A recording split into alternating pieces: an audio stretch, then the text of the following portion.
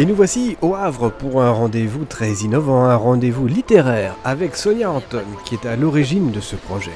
L'idée, des bancs publics confortables, documentés et curieux, invite le promeneur à la lecture. Où est-ce que nous sommes ici ? Nous sommes au Square Saint-Roch. Le personnage du roman de Jean-Paul Sartre, La Nausée, découvre l'existentialisme une fois assis sur un banc public situé au Square Saint-Roch. C'est un des 20 bancs qui sillonnent la ville du Havre. Et à chaque fois, vous vous asseyez, vous pouvez lire un extrait littéraire d'un auteur de langue française, majoritairement, qui évoque précisément le lieu que vous voyez depuis le banc. Comment est né ce projet des promenades littéraires ? En fait, j'ai travaillé à l'université sur la façon dont les écrivains avaient représenté la ville du Havre. J'ai organisé des colloques, j'ai écrit des livres et je me suis rendu compte que le sujet intéressait aussi les Havrais et pas seulement les universitaires très pointus.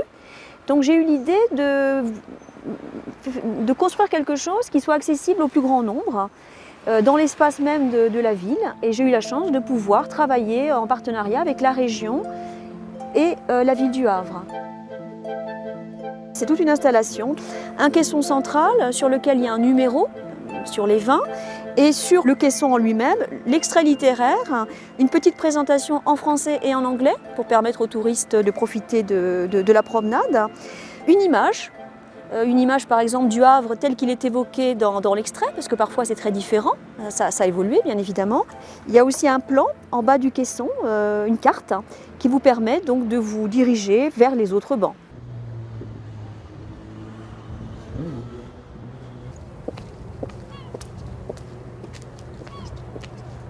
Vous êtes lauréate des trophées d'innovation.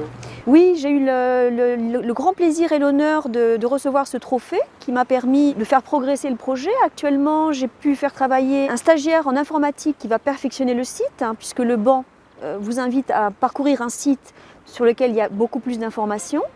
Et ça va me permettre aussi de publier une petite brochure grand public aussi, que les passants, les promeneurs, les touristes pourront acheter pour garder un souvenir de leur promenade littéraire au Havre.